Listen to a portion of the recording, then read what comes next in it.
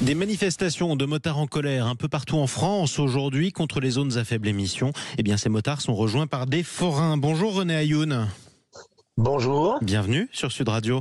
Vous êtes le président de Merci. l'Union intersyndicale des entreprises foraines de France, membre aussi de la Commission nationale des professions foraines et circassiennes. Circassiennes, les professions du cirque. Les forains, donc, qui rejoignent les motards par leur présence à cette manifestation. Pourquoi vous êtes touché par les ZFE, vous ? Bien, tout simplement que nous avons des poids lourds, nous avons des véhicules qui doivent rentrer dans les villes, qui ne rentrent pas dans le cadre, disons, des vignettes critères. Donc, ce qui fait, c'est que nous avons plus la possibilité de pouvoir rentrer sans autorisation ou sans dérogation, ce qui permet aussi à bien des maires à refuser l'accès aux forains des villes. Est-ce que ça signifie que les attractions de nos fêtes foraines, par exemple, ou alors que des cirques ne pourront plus venir en centre-ville à cause de l'extension des zones à faible émission ?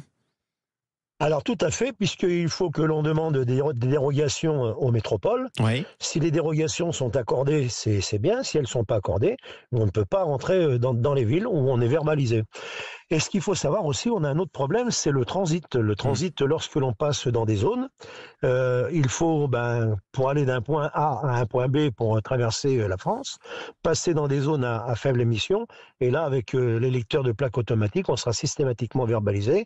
Et nous, notre profession, malheureusement, a des véhicules qui sont assez anciens, puisque nous avons des véhicules de deuxième et troisième main de transporteurs, ce qui fait que nous ne rentrons plus dans le cadre de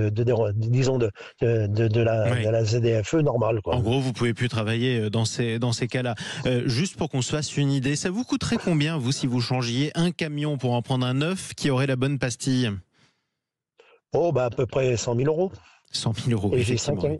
J'ai 5 camions. Et vous avez 5 camions. Ça fait donc 500 000 si je sais encore compter.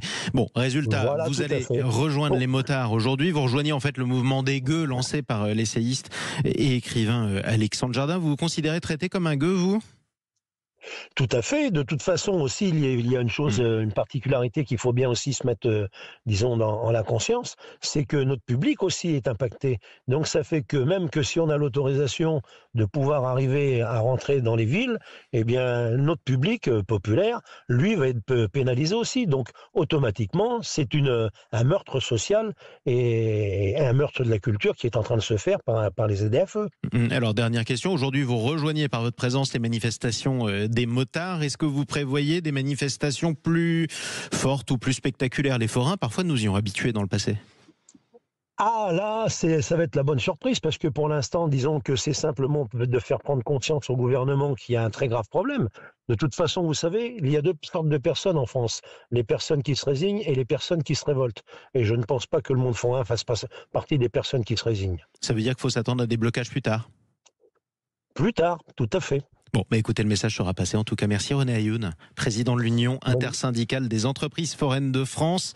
Vous rejoignez donc la mobilisation des motards aujourd'hui contre les zones à faible émission.